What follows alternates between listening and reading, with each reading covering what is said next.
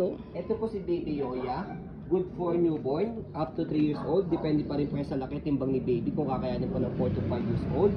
Already washed, ready to use. Copy version po ito ni Yoyo by Babycel. Okay, so ito po yung details po niya one by one. Color black po siya. Again, wala pong faded, walang discoloration.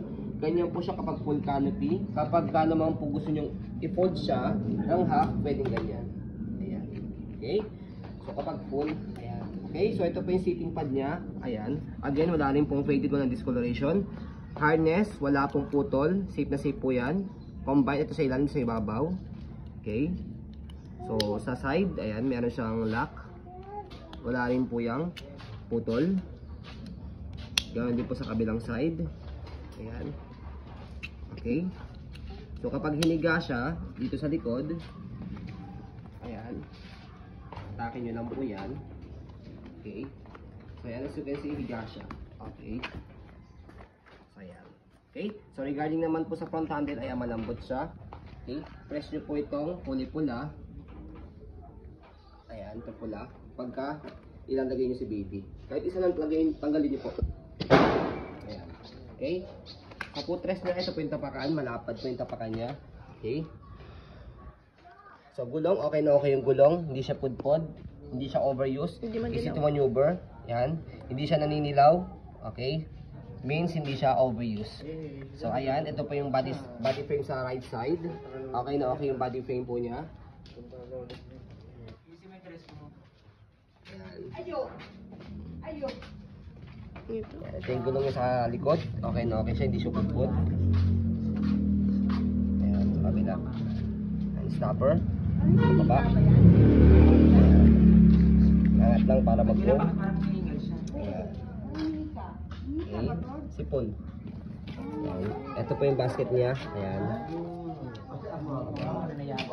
So meron siyang maliit na butas dito. Maliit lang talaga siya. Ayan. Kahit hindi na siya tie-in. Ito yung likod niya. Meron siyang pocket sa likod.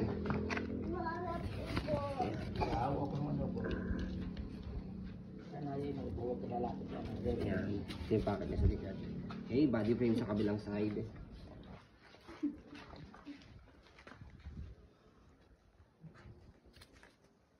Ayan.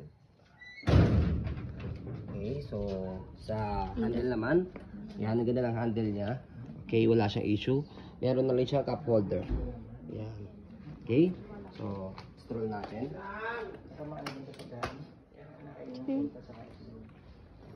So, cabin approved po itong stroller na to. Yan, and then lightweight.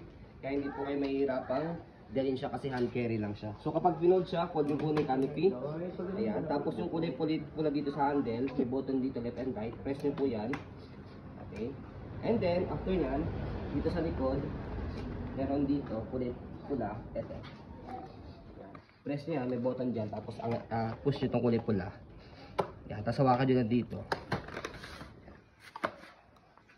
Hand carry. Okay?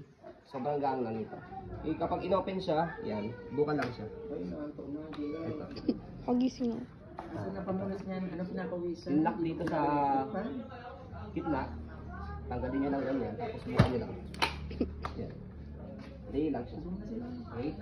Easy to open, easy to fold. Okay? So yun po, as you can see, very details po kami mag-video. Essential policy po namin, no refund, no exchange, no disease, no sige. So yun po, maraming salamat. Have a nice day and God bless po.